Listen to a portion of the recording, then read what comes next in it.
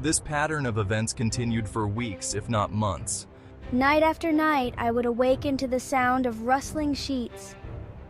Each time I would scream so as to not provide this abomination with time to prod and feel for me. With each cry, the bed would shake violently, stopping with the arrival of my mother, who would spend the rest of the night in the bottom bunk, seemingly unaware of the sinister force torturing her son nightly. Honey, it's all right. Mommy's here. Go back to sleep. Along the way, I managed to feign illness a few times and come up with other, less than truthful reasons for sleeping in my parents' bed. But more often than not, I would be alone for the first few hours of each night in that place. The room where the light from outside did not sit right, alone with that thing.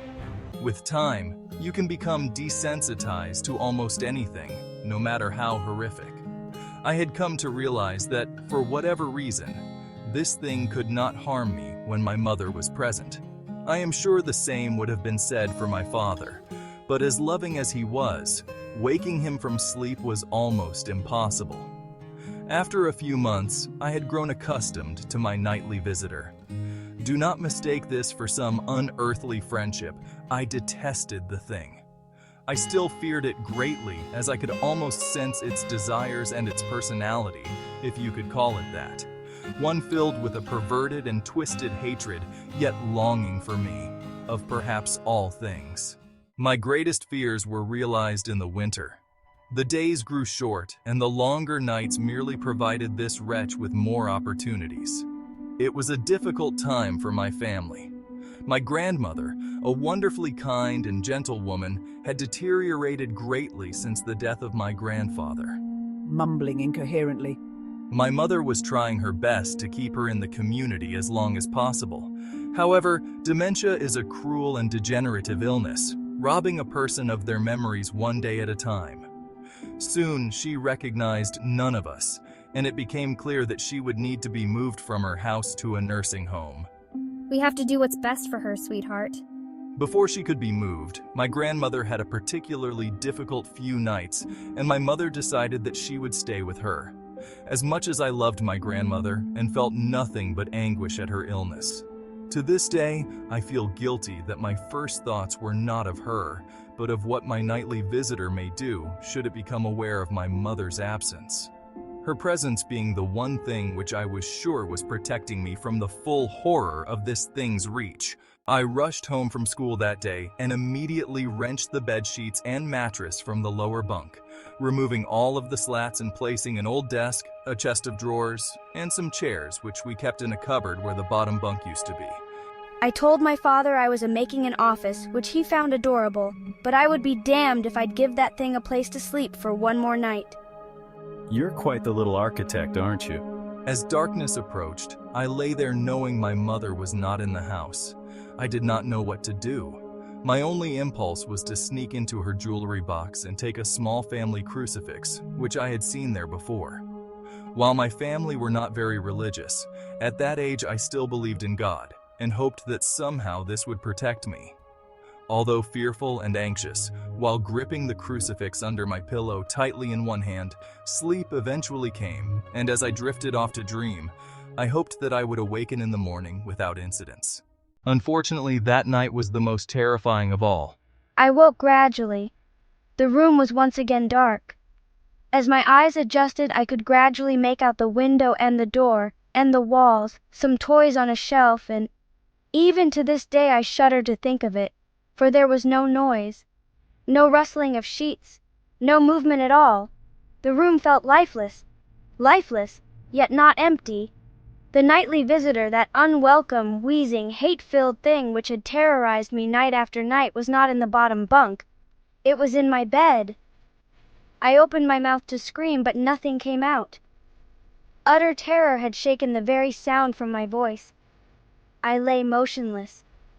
If I could not scream, I did not want to let it know I was awake. I had not yet seen it, I could only feel it. It was obscured under my blanket. I could see its outline, and I could feel its presence, but I dared not look. The weight of it pressed down on top of me, a sensation I will never forget.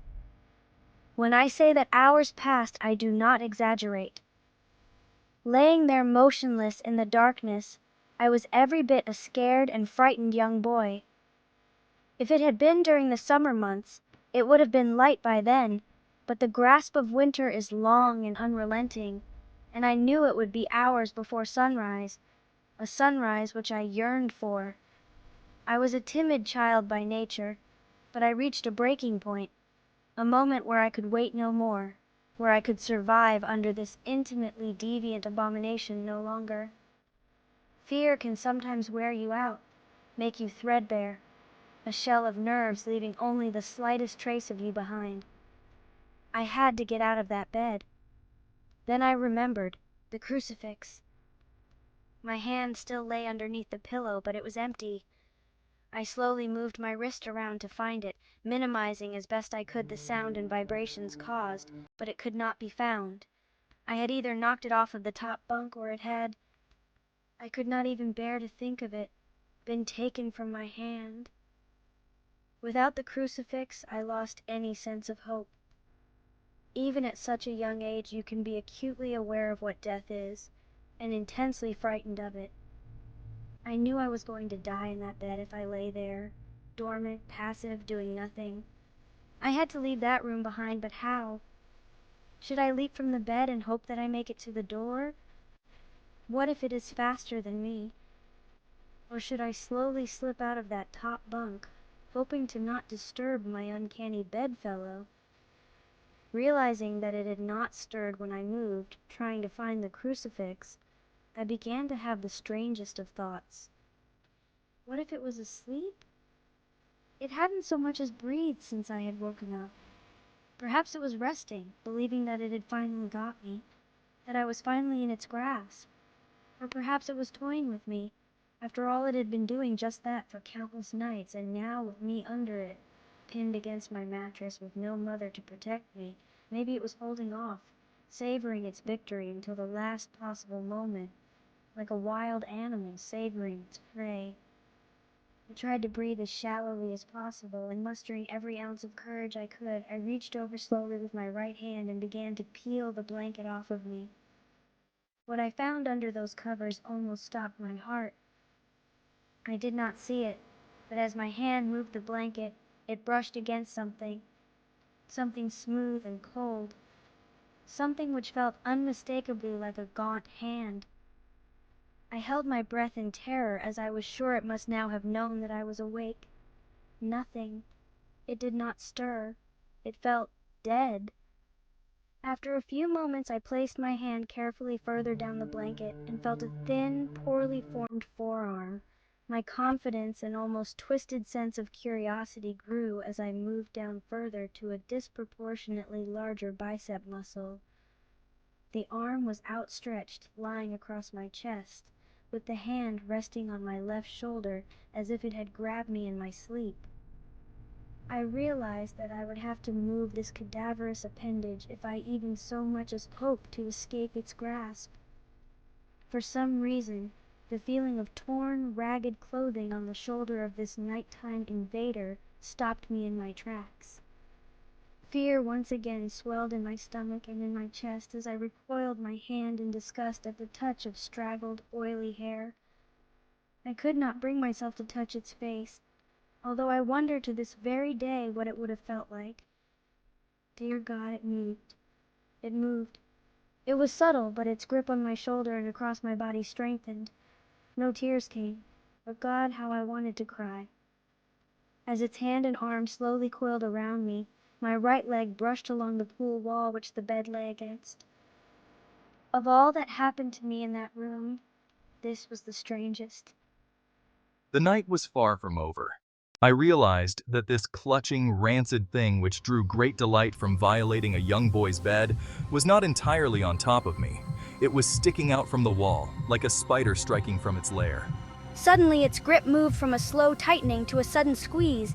It pulled and clawed at my clothes as if frightened that the opportunity would soon pass.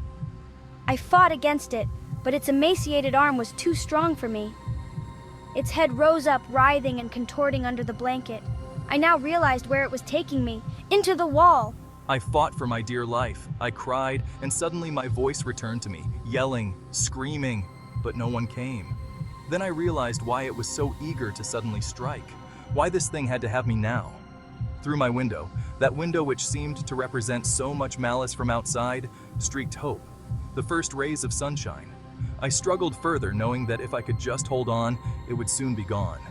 As I fought for my life, the unearthly parasite shifted, slowly pulling itself up my chest, its head now poking out from under the blanket, wheezing, coughing, rasping. I do not remember its features. I simply remember its breath against my face, foul and as cold as ice. As the sun broke over the horizon, that dark place, that suffocating room of contempt was washed, bathed in sunlight. I passed out as its scrawny fingers encircled my neck, squeezing the very life from me. I awoke to my father offering to make me some breakfast, a wonderful sight indeed. I had survived the most horrible experience of my life until then, and now. I moved the bed away from the wall, leaving behind the furniture I had believed would stop that thing from taking a bed. Little did I think that it would try to take mine, and me. Weeks passed without incidents. Yet on one cold, frost-bitten night, I awoke to the sound of the furniture where the bunk beds used to be, vibrating violently. In a moment it passed. I lay there sure I could hear a distant wheezing coming from deep within the wall, finally fading into the distance. I have never told anyone this story before. To this day, I still break out in a cold sweat at the sound of bed sheets rustling in the night, or a wheeze brought on by a common cold, and I certainly never sleep with my bed against a wall. Call it superstition if you will, but as I said, I cannot discount conventional explanations such as sleep paralysis, hallucination, or that of an overactive imagination. But what I can say is this. The following year, I was given a larger room on the other side of the house, and my parents took that strangely suffocating, elongated place as their bedroom. They said they didn't need a large room, just one big enough for a bed and a few things. They lasted 10 days. We moved on the 11th.